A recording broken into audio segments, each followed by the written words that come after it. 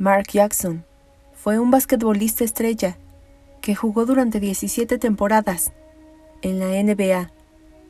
Su popularidad le permitía salir en publicidad muy bien elaborada, y un ejemplo de esto es esta tarjeta. Mírala por un momento. En ella aparece el ex basquetbolista preparándose para una jugada realizada durante la temporada 89-90, y detrás de él hay 4 personas a quienes puedes observarles a la perfección el rostro. Pero ahora, enfócate en los 2 hombres que están detrás de él.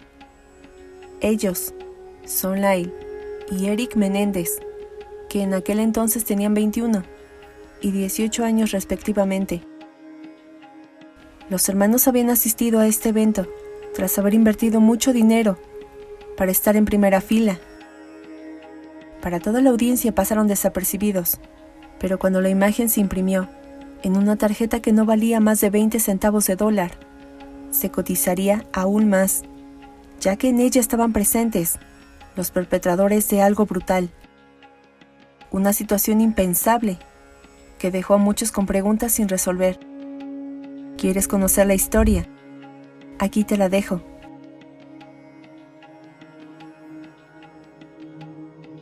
La familia Menéndez era para muchos el mejor ejemplo del sueño americano en tiempos del entonces presidente Ronald Reagan, pues José Menéndez había salido de Cuba con su esposa e hijos para buscar una mejor calidad de vida.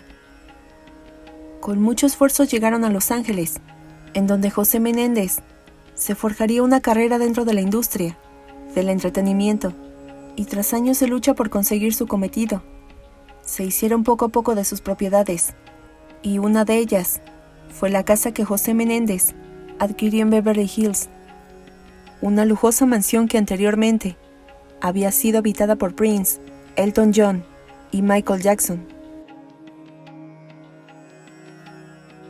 La casa sería el escenario de innumerables fiestas, en las cuales asistían celebridades de la música y del cine, celebraciones que terminaban a altas horas de la noche, y que, no está de más decirlo, permitió que más puertas se les abrieran.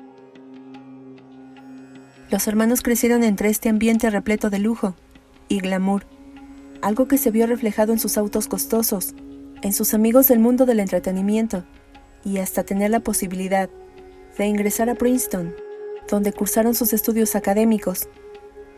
Solo que había un problema: sus padres no estaban pendientes de ellos.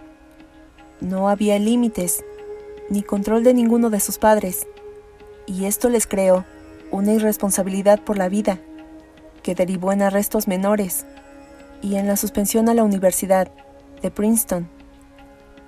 Esto enfadó a sus padres, pero lejos de vigilar el derroche que constantemente hacían, se les permitió seguir con su vida, bajo la justificación que debían disfrutar lo que su padre en su momento no tuvo. Fueron muchas acciones que dejaron pasar, al considerar que solo era una etapa de rebeldía, pero lentamente, este comportamiento se fue saliendo de control, hasta llevarlos a la noche que marcaría a toda una nación. Pues mientras ellos les permitían vivir a su manera, los hermanos Menéndez ya habían planeado en silencio el cómo deshacerse de todo lo que les estorbaba, y entre esto estaban sus padres.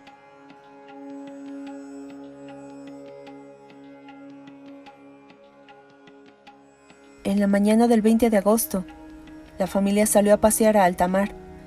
Su viaje duró lo suficiente como para apreciar el paisaje, pero había algo raro, y es que los padres notaban que sus hijos estaban muy serios, una actitud que no era normal en los jóvenes, y creyendo que era algo pasajero, continuaron en lo suyo. Al término de su paseo, la familia regresó a su residencia en Beverly Hills, y antes de subir a sus habitaciones, les hicieron saber a sus padres que saldrían al cine, a lo que ellos se sintieron aliviados, pues sus hijos se encontraban bien. Con esto llegó la noche, y el matrimonio, al estar completamente a solas, se sentaron en el salón de su mansión para ver una película de James Bond, la cual acompañaron con arándanos con nata.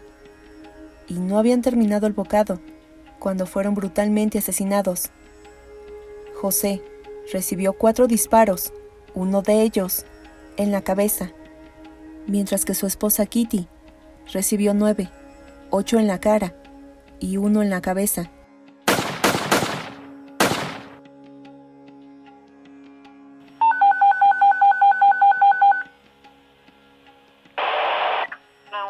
Después de esto, se recibió una llamada al 911, la cual provenía de la casa de los Menéndez, específicamente de Lyle, quien denunció que sus padres habían sido asesinados en la sala, aprovechando que ellos se encontraban fuera.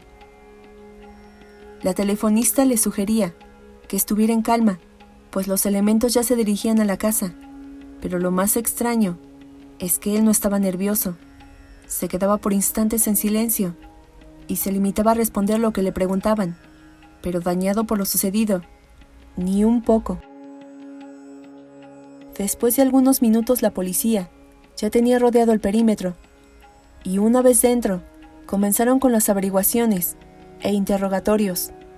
Pedían a los hermanos que les mostraran cuáles habían sido sus últimos movimientos antes de salir de casa, y ellos amablemente les indicaban. La serenidad que mostraban era más que evidente que ellos debían ser señalados como los primeros sospechosos, pero a la policía no se les hizo extraño este comportamiento, y creyeron en la coartada que los hermanos crearon minutos antes de que arribaran los elementos de seguridad, tanto así que ni siquiera se les hizo la prueba para saber si tenían rastros de pólvora. Solo les pidieron que pasaran los siguientes días en un hotel, a lo que sin problema alguno obedecieron, sin tomar nada de ropa ni objetos personales.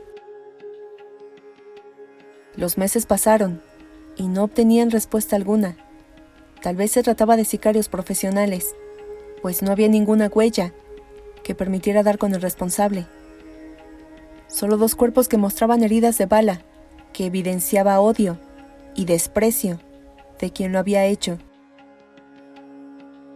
Aquí comenzaría lo cuestionable, pues además de lo anterior, los hermanos durante el proceso lucían desinteresados. Cuando se les buscaba para notificarles algo, siempre estaban ocupados. No trabajaban y se apartaron de amigos y familiares cercanos. Pero eso sí, estaban derrochando dinero como nunca antes. Sus gastos, contaron los oficiales tras investigarlos, superaban los $700,000 a escasos 6 meses del asesinato de sus padres.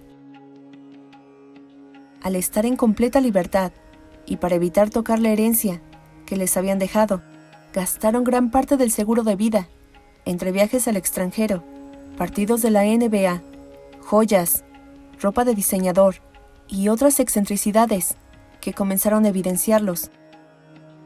La vida que tanto ansiaban, en donde nadie los controlaba, la estaban aprovechando al máximo. Pero entonces, ¿no serían descubiertos por ninguna autoridad? Pues esto se acabó en menos de 1 año, cuando Eric se presentó con su psiquiatra para confesarle que sentía mucha culpa, un sentimiento que era inexplicable y que nunca antes había experimentado. Él lo cuestionaba sobre aquella fatídica noche, haciéndole hincapié si sentía culpa por dejar a sus padres sin posibilidad de poder detener el homicidio, a lo que él lo miró y le dijo firmemente que no. De nuevo el psiquiatra le insistió sobre sus padres y poco a poco lo fue envolviendo hasta que llegó la confesión, que lo horrorizó, pues no se esperaba esta respuesta, que ellos lo habían hecho al no querer ser desheredados por su padre. Y con respecto a tu mamá, ¿por qué a ella?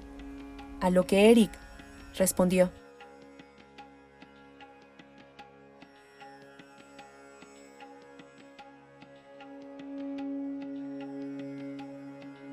el psiquiatra se sorprendió, pues lo conocía de mucho tiempo atrás, y jamás se imaginó que todo ese tiempo estuvo frente a los asesinos de los Menéndez Todo esto fue escuchado por la novia del psiquiatra, quien inmediatamente, y para evitar que Eric cumpliera con sus amenazas de que si daba a conocer esta confesión, le iría muy mal, llamó a la policía para que llegaran cuanto antes.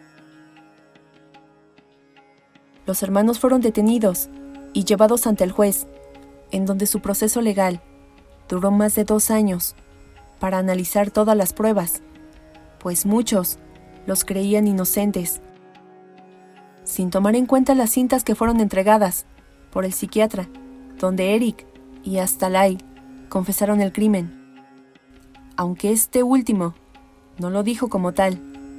Más bien eran pequeñas señales que al descifrarlas te llevaban a una conclusión. Los hermanos habían sido cómplices en todo momento. El juicio empezó hasta 1993 y se convirtió en un suceso mediático, cubierto por todas las cadenas de televisión nacional, que buscaban dar a conocer este caso monstruoso.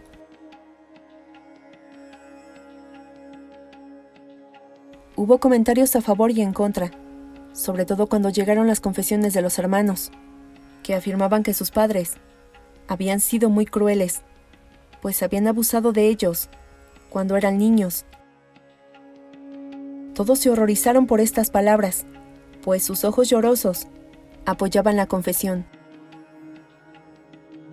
En muchas audiencias revelaron detalles bastante explícitos de cómo habían sido víctimas de abuso durante su infancia en Cuba y en Los Ángeles. Dicha declaración fue respaldada por una prima de los hermanos, que aseguró que en la niñez le llegaron a contar sobre lo que les hacían los Menéndez, pero principalmente de los abusos que recibían por parte de su padre. Una parte se estremeció por su caso, y otros decían que su confesión era para librarse de una fuerte condena. Su confesión fue tomada como una vil mentira, para escudarse del doble homicidio. Esta acción los llevó a recibir cadena perpetua, sin posibilidad de obtener libertad condicional. Su juicio finalizó en 1996, y ambos fueron enviados en un principio a diferentes prisiones, pero al ver que su comportamiento era bueno y no provocaba ningún conflicto, fueron recluidos en la misma correccional.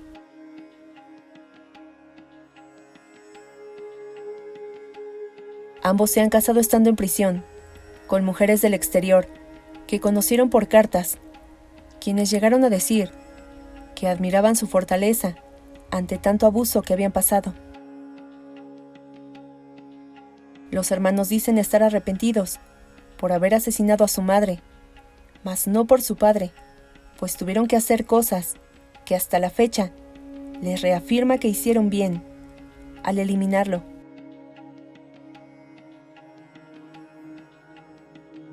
El investigador del crimen, Steven Serrens, fue el encargado de descifrar la tarjeta de la NBA. No es fanático de este deporte, pero su amigo sí lo era. Y al analizar varias tarjetas que tenía en su poder, apareció esta.